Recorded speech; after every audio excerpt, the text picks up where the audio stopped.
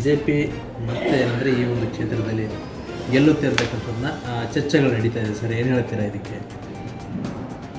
ಇದು ಬೆಂಗಳೂರು ದಕ್ಷಿಣ ಕ್ಷೇತ್ರ BJPಯ ಒಂದು ಭದ್ರಕೋಟೆ. ಅನಂತಕುಮಾರ್ ಅವರು 6 ಸಲ MP ಆಗಿದ್ದರು, ವೆಂಕಟಗಿರಿ ಗೌಡರು 1 ಸಲ MP ಆಗಿದ್ದರು, ಕಳೆದ 7 ಬಾರಿ ಮತ್ತು ತೇಜಸ್ವಿರವರು ಕೂಡ 1 ಬಾರಿ, 8 ಬಾರಿ ಇಲ್ಲಿ ಬೆಂಗಳೂರು ದಕ್ಷಿಣ ಕ್ಷೇತ್ರದಲ್ಲಿ ಜನ BJPಗೆ ಓಟನ್ನು ಕೊಟ್ಟಿದ್ದಾರೆ. ಕಾಂಗ್ರೆಸ್ ವಿರುದ್ಧವಾಗಿ ಓಟನ್ನು ಹಾಕೊಂಡು ಬಂದಂಥ ಕ್ಷೇತ್ರ ಇದು.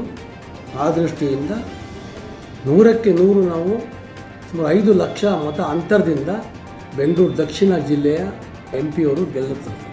ಕರ್ನಾಟಕದಲ್ಲಿ ಮೋದಿಯಲ್ಲಿ ಅಂತಕ್ಕಂಥ ಒಂದು ಸದ್ದು ಇವತ್ತು ಕಾಂಗ್ರೆಸ್ನವರು DK ಮತ್ತು ಸಿದ್ದರಾಮಯ್ಯ ನೇತೃತ್ವದಲ್ಲಿ ಸಾಕಷ್ಟು ಸ್ಥಾನಗಳು ಗೆಲ್ಲುತ್ತೆ ಅಂತಕ್ಕಂಥದ್ದು ಕೂಡ ಭಾಳಷ್ಟು ಚರ್ಚೆಗಳಿದೆಯಲ್ಲ ಸರ್, ಗೆಲ್ಲಬಹುದಾ?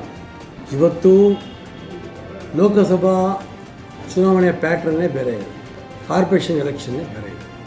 ಲಾಸ್ಟ್ ಟೈಮು ಸಿದ್ದರಾಮಯ್ಯ ಅವರು ಗೆದ್ದಿದ್ದ ನಂತರ BJP ಮೇಲೆ ವಿರೋಧಿ ಅಲೆ ಇತ್ತು, ಮೋಸ ಆಗಿದೆ, ಸಮಸ್ಯೆ ಆಗಿದೆ, ಕೆಲಸ ಸರಿಯಾಗಿ ಮಾಡ್ತಿಲ್ಲ, ವಿರೋಧಿ ಅಲೆಯಿಂದ ಅವ್ರು ಗೆದ್ದರೆ ಹೊರತು ಕಾಂಗ್ರೆಸ್ನಲ್ಲಿ ಯಾವುದೇ ಒಂದು ಡೆವಲಪ್ಮೆಂಟಲ್ಲಿ ಇವತ್ತು ಮಾಡಲಿಲ್ಲ. ಮತ್ತೆ ಅಧಿಕಾರಕ್ಕೆ ಬಂದು ಸಿದ್ದರಾಮಯ್ಯವ್ರು ಬಂದು ಬಡವರಿಗೆ ಗ್ಯಾರಂಟಿಯನ್ನು ಕೊಡ್ತೀವಿ ಅಂದರು. ಇವಾಗ ಜನ ನೋಡ್ತೀವಿ ಗ್ಯಾರಂಟಿ ಬಗ್ಗೆ ಏನೇ ಒಂದು ಡೆವಲಪ್ಮೆಂಟ್ ಆಗಿಲ್ಲ. ಎಲ್ಲೋ ಒಂದು ಕಡೆ ಯಾವುದೋ ಒಂದು ಭಾಗದಲ್ಲಿ ಒಂದಿಷ್ಟು ಡೆವಲಪ್ಮೆಂಟ್ ಕೊಟ್ಟು ಇಡೀ ಕರ್ನಾಟಕ ಫುಲ್ಲು ನಾವು ಗ್ಯಾರಂಟಿಯನ್ನು ಕೊಟ್ಟಿದ್ದೀವಿ ಅಂತ ಪೇಪರ್ನಲ್ಲಿ ಹಾಕೊಳ್ಳುವಂಥ ಕೆಲಸವನ್ನು ಕಾಂಗ್ರೆಸ್ ಸರ್ಕಾರ ಮಾಡಿದೆ.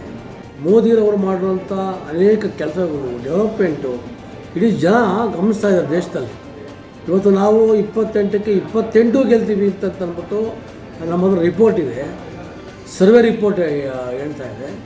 ಆ ದೃಷ್ಟಿಯಿಂದ ಕರ್ನಾಟಕದಲ್ಲಿ 28ಕ್ಕೆ 28 ಕೂಡ ನಾವು ಗೆಲ್ತೀವಿ ನಾವು. ಇದಕ್ಕೆ 100ಕ್ಕೆ 100 ಸತ್ಯ ಇದು. ಆ ದೃಷ್ಟಿಯಿಂದ ಸಿದ್ದರಾಮಯ್ಯ ಸರ್ಕಾರ ಈ ಚುನಾವಣೆ ಆದಮೇಲೆ ಕಾಂಗ್ರೆಸ್ ಶಾಸಕರೇ ದಂಡೆದ್ದು ಹೋಗ್ತಾರೆ, ಸರ್ಕಾರವನ್ನು ಬೀಳಿಸ್ತಾರೆ ಅಂತ ಹೇಳಿ